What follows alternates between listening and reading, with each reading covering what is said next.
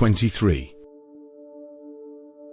Abstaining from speech marks him who is obeying the spontaneity of his nature. A violent wind does not last for a whole morning. A sudden rain does not last for the whole day. To whom is it that these two things are owing? To heaven and earth. If heaven and earth cannot make such spasmodic actings last long, how much less can man? Therefore, when one is making the Taoist business, those who are also pursuing it agree with him in it, and those who are making the manifestation of its course their object agree with him in that. While even those who are failing in both these things agree with him where they fail. Hence, those with whom he agrees as to the Tao have the happiness of attaining to it.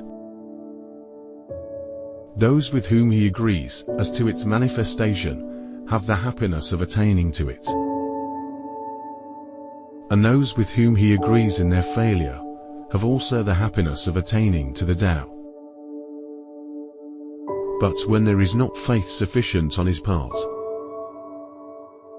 a want of faith in him ensues on the part of the others.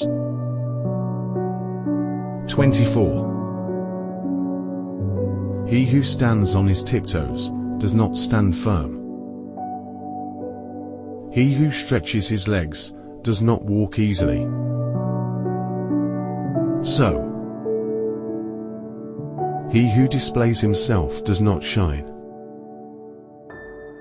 He who asserts his own views is not distinguished.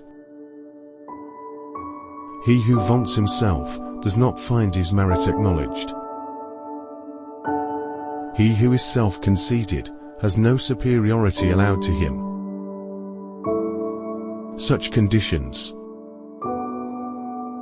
viewed from the standpoint of the Tao, are like remnants of food, or a tumor on the body, which all dislike. Hence those who pursue the course of the Tao do not adopt and allow them. 25. There was something undefined and complete, coming into existence before heaven and earth.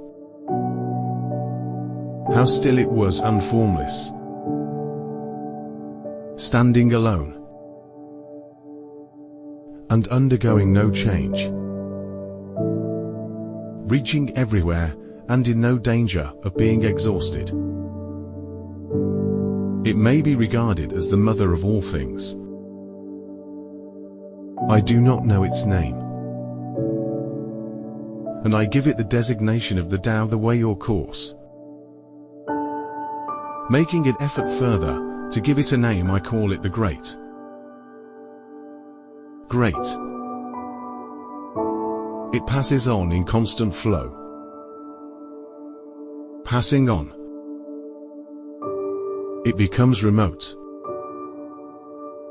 Having become remote,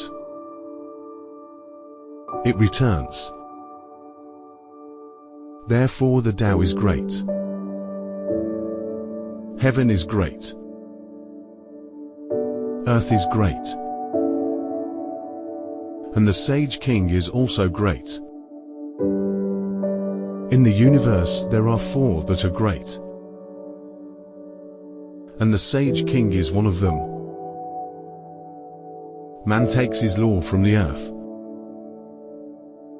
The earth takes its law from heaven. Heaven takes its law from the Tao. The law of the Tao is its being what it is. 26. Gravity is the root of lightness. Stillness, the ruler of movement. Therefore a wise prince, marching the whole day, does not go far from his baggage wagons. Although he may have brilliant prospects to look at, he quietly remains in his proper place,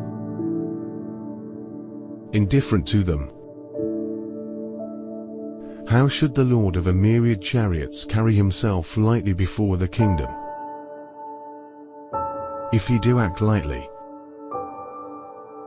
he has lost his root of gravity. If he proceed to active movement, he will lose his throne. 27. The skillful traveler leaves no traces of his wheels or footsteps. The skillful speaker says nothing that can be found fault with or blamed. The skillful reckoner uses no tallies. The skillful closer needs no bolts or bars. While to open what he has shut will be impossible. The skillful binder uses no strings or knots. While to unloose what he has bound will be impossible. In the same way, the sage is always skillful at saving men, and so he does not cast away any man. He is always skillful at saving things, and so he does not cast away anything. This is called hiding the light of his procedure. 28. Who knows his manhood strength, yet still his female feebleness maintains. As to one channel flow the many drains. All come to him, yea, all beneath the sky. Thus he the constant excellence retains. The simple child again, free from all stains. Who knows how white attracts, yet always keeps himself within black shade. The pattern of humility displayed in view of all beneath the sky. He in the unchanging excellence arrayed. Endless return to man's first state has made. Who knows how glory shines,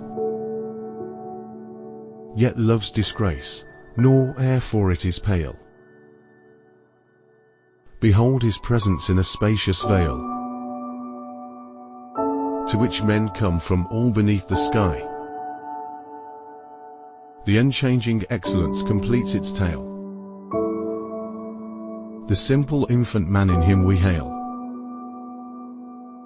The unwrought material, when divided and distributed, forms vessels. The sage,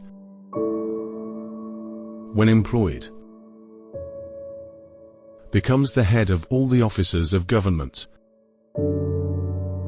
and in his greatest regulations he employs no violent measures. 29. If anyone should wish to get the kingdom for himself, and to effect this by what he does, I see that he will not succeed. The kingdom is a spirit-like thing, and cannot be got by active doing. He who would so win it destroys it.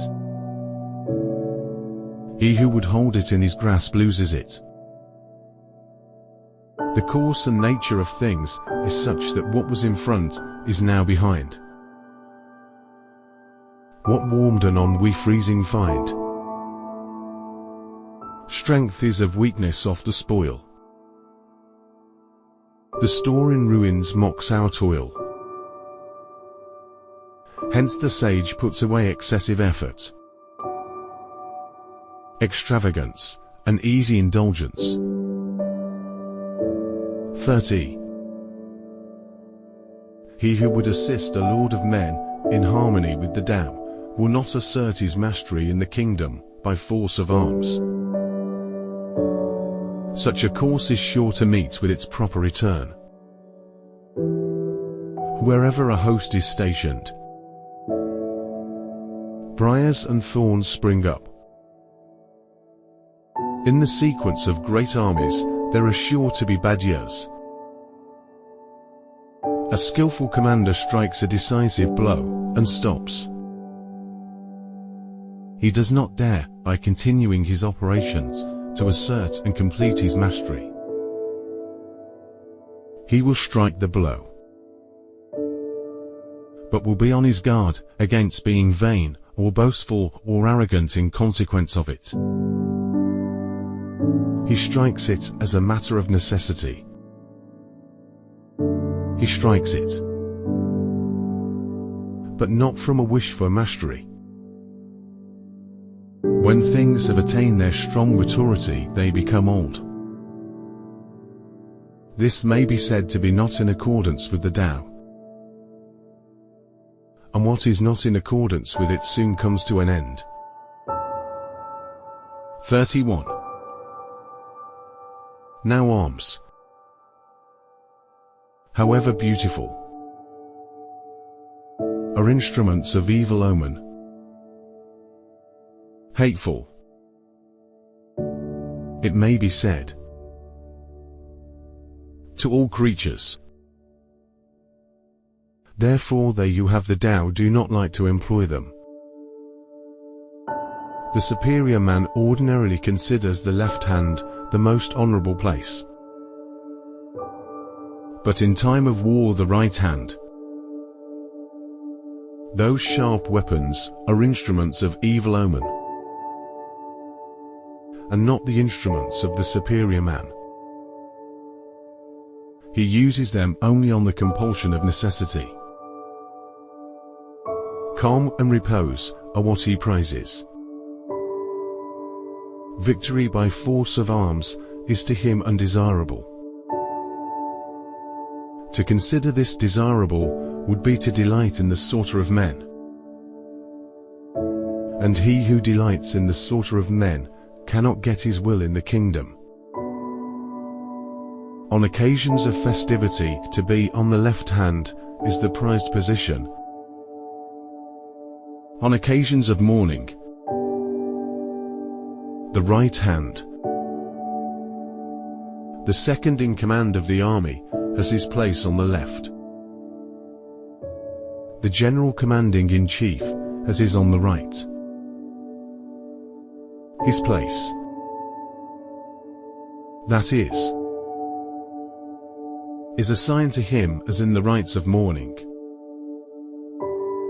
He who has killed multitudes of men should weep for them with the bitterest grief. And the victor in battle has his place rightly according to those rites. 32. The Tao, considered as unchanging, has no name. Though in its primordial simplicity it may be small, the whole world dares not deal with one embodying it as a minister. If a feudal prince or the king could guard and hold it, all would spontaneously submit themselves to him. Heaven and earth under its guidance unite together and send down the sweet dew, which, without the directions of men,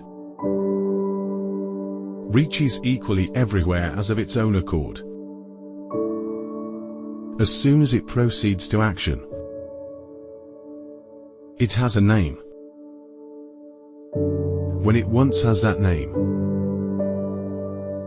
men can know to rest in it. When they know to rest in it, they can be free from all risk of failure and error. The relation of the Tao to all the world is like that of the great rivers and seas to the streams from the valleys. 33. He who knows other men is discerning. He who knows himself is intelligent. He who overcomes others is strong. He who overcomes himself is mighty. He who is satisfied with his lot is rich. He who goes on acting with energy has a firm will.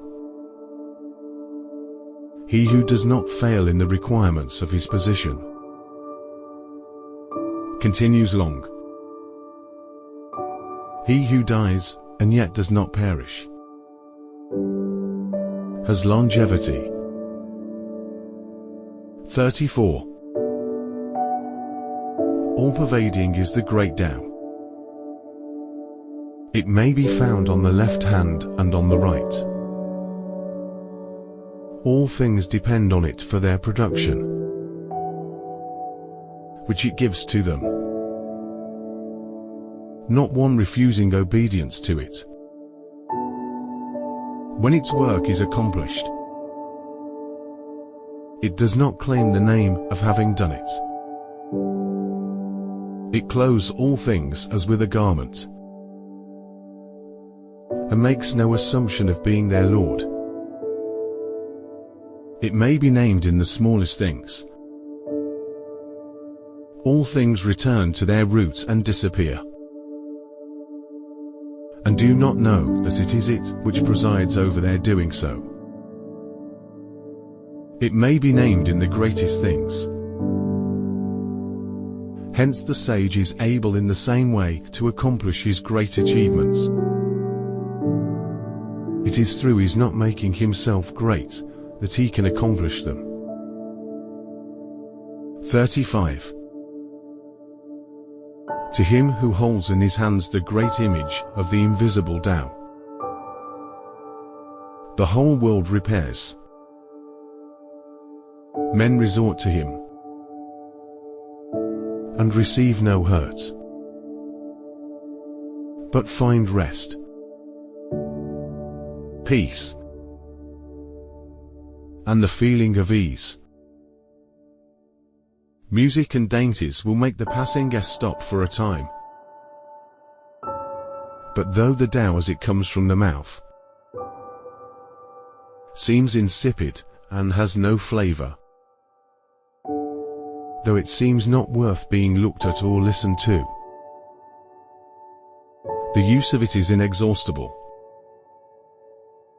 36. When one is about to take an inspiration, he is sure to make a previous expiration. When he is going to weaken another, he will first strengthen him. When he is going to overthrow another, he will first have raised him up. When he is going to despoil another, he will first have made gifts to him. This is called hiding the light of his procedure. The soft overcomes the hard, and the weak the strong. Fishes should not be taken from the deep. Instruments for the profit of a state should not be shown to the people.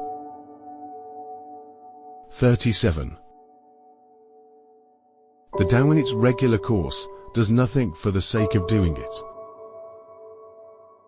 and so there is nothing which it does not do. If princes and kings were able to maintain it, all things would of themselves be transformed by them. If this transformation became to me an object of desire, I would express the desire by the nameless simplicity. Simplicity without an aim is free from all external aim,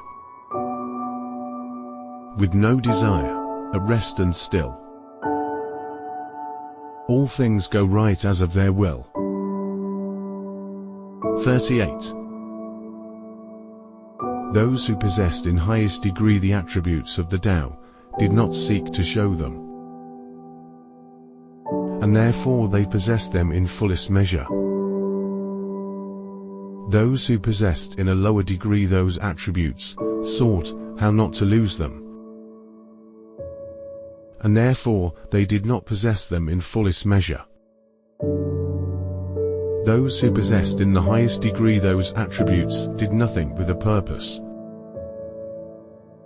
and had no need to do anything. Those who possessed them in a lower degree were always doing, and had need to be so doing. Those who possessed the highest benevolence were always seeking to carry it out, and had no need to be doing so. Those who possessed the highest righteousness were always seeking to carry it out, and had need to be so doing. Those who possessed the highest sense of propriety were always seeking to show it. And when men did not respond to it, they bared the arm and marched up to them. Thus it was that when the Tao was lost, its attributes appeared. When its attributes were lost, benevolence appeared. When benevolence was lost, righteousness appeared. And when righteousness was lost, the proprieties appeared. Now propriety is the attenuated form of leal-heartedness and good faith, and is also the commencement of disorder. Swift apprehension is only a flower of the Tao, and is the beginning of stupidity. Thus it is that the great man abides by what is solid, and eschews what is flimsy,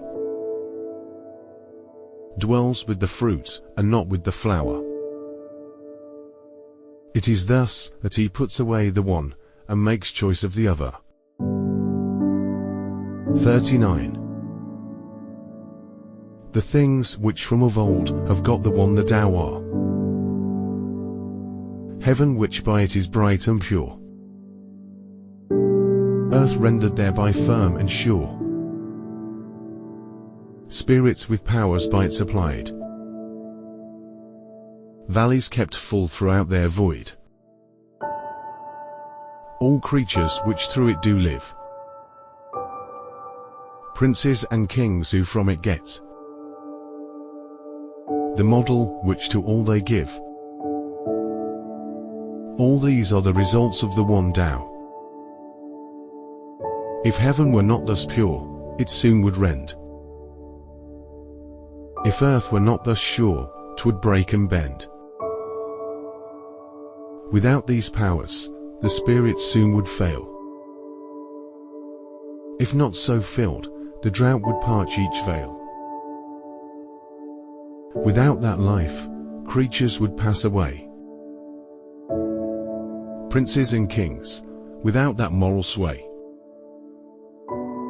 however grand and high, would all decay. Thus it is that dignity finds its firm root in its previous meanness, and what is lofty finds its stability in the lowness from which it rises. Hence princes and kings call themselves orphans, men of small virtue, and as carriages without a nave. Is not this an acknowledgment that, in their considering themselves, mean they see the foundation of their dignity? So it is that, in the enumeration of the different parts of a carriage, we do not come on what makes it answer the ends of a carriage. They do not wish to show themselves elegant-looking as jade, but prefer to be coarse-looking as an ordinary stone. 40.